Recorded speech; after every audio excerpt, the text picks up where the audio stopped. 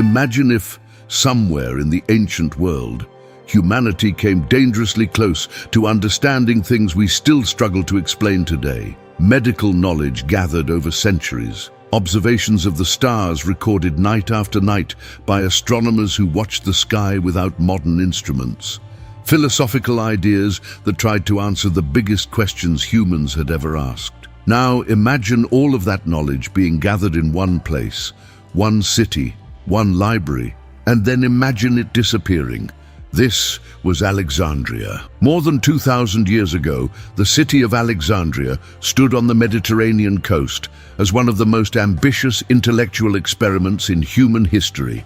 Founded by Alexander the Great and later ruled by the Ptolemaic dynasty, the city quickly became something unusual. It was not just a port, not just a capital, not just another wealthy city of the ancient world. Alexandria became a magnet for knowledge.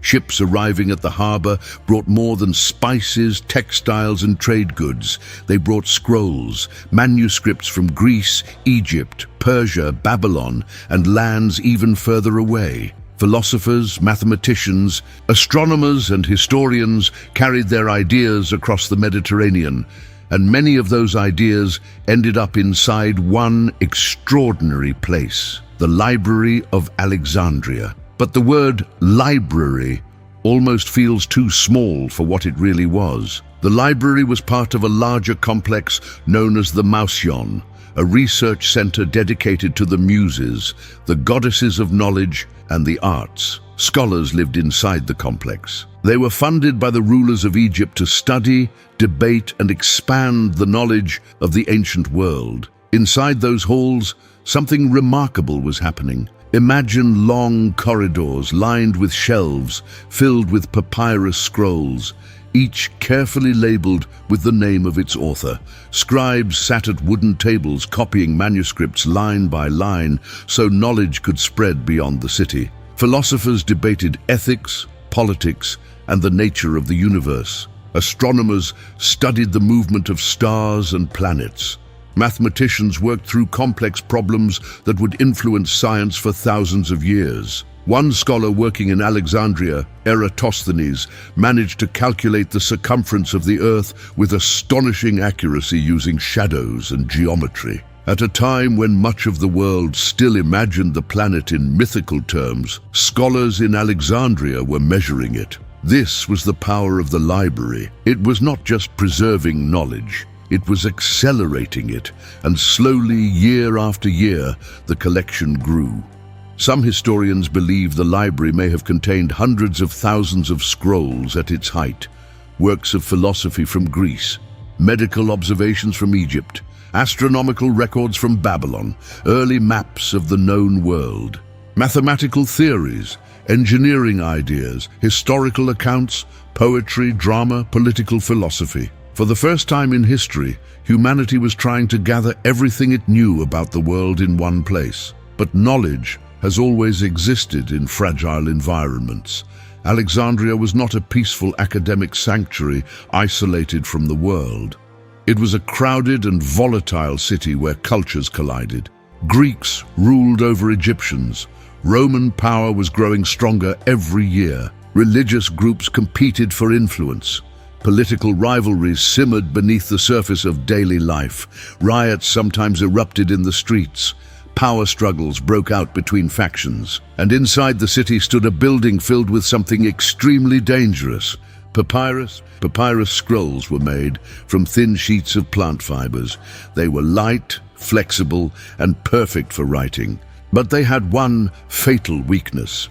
They burned easily, very easily. Imagine thousands upon thousands of scrolls stored together on wooden shelves inside rooms lit by oil lamps.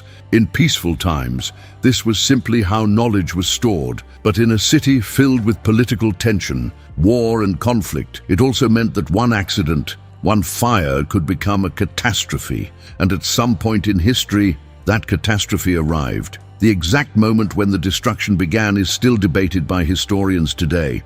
Some accounts suggest the disaster began in 48 BC, when Julius Caesar became trapped in Alexandria during a civil war between rival rulers of Egypt.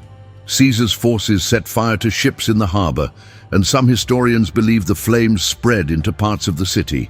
Other historians believe the destruction happened gradually across several centuries through repeated conflicts, riots, and political upheaval. But imagine the moment when the danger finally reached the library. At first, it might have seemed distant, a faint smell drifting through the corridors, smoke somewhere outside the complex, scholars continuing their work, unaware of what was approaching, a mathematician tracing diagrams across a sheet of papyrus, a philosopher quietly dictating ideas while a student writes them down, scribes copying ancient texts line by line, the quiet rhythm of intellectual life continuing as it always had. Then the sounds outside begin to change.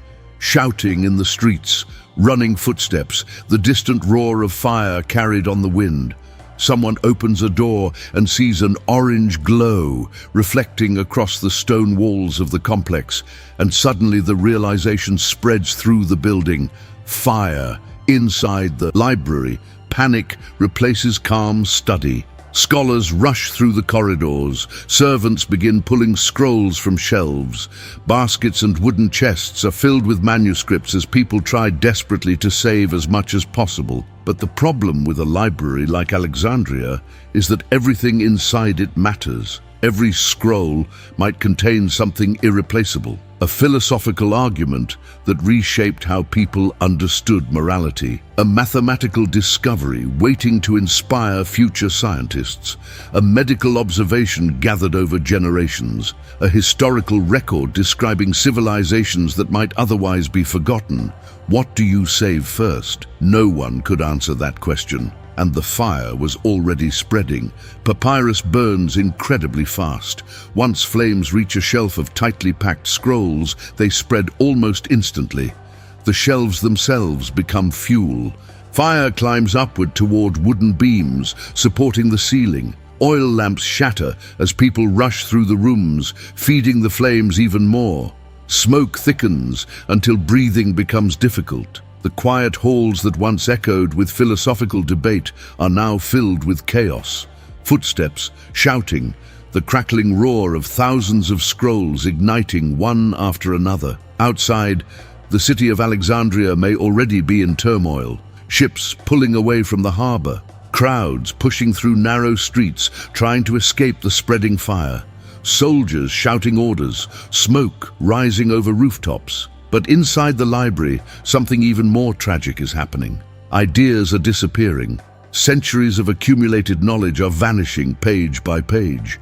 Scrolls containing observations about the natural world, early theories about mathematics and engineering, philosophical texts that might have existed nowhere else on Earth.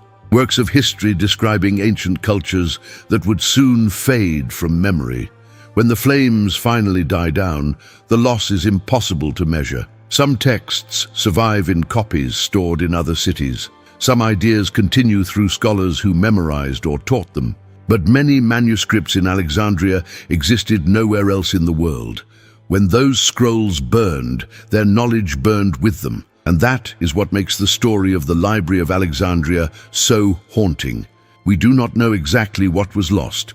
Some historians believe most of the works were preserved elsewhere. Others believe enormous amounts of ancient knowledge disappeared forever. The truth is that we will probably never know. Somewhere in those halls, there may have been discoveries humanity would not rediscover for centuries. Observations in medicine, experiments in engineering, philosophical ideas waiting to influence future generations. Or perhaps the library simply contained thousands of voices from the ancient world, voices that would have helped us understand our past far more clearly than we do today. Either way, the Library of Alexandria became something more than a building. It became a symbol, a reminder that knowledge, no matter how powerful, can be fragile. Entire libraries can disappear.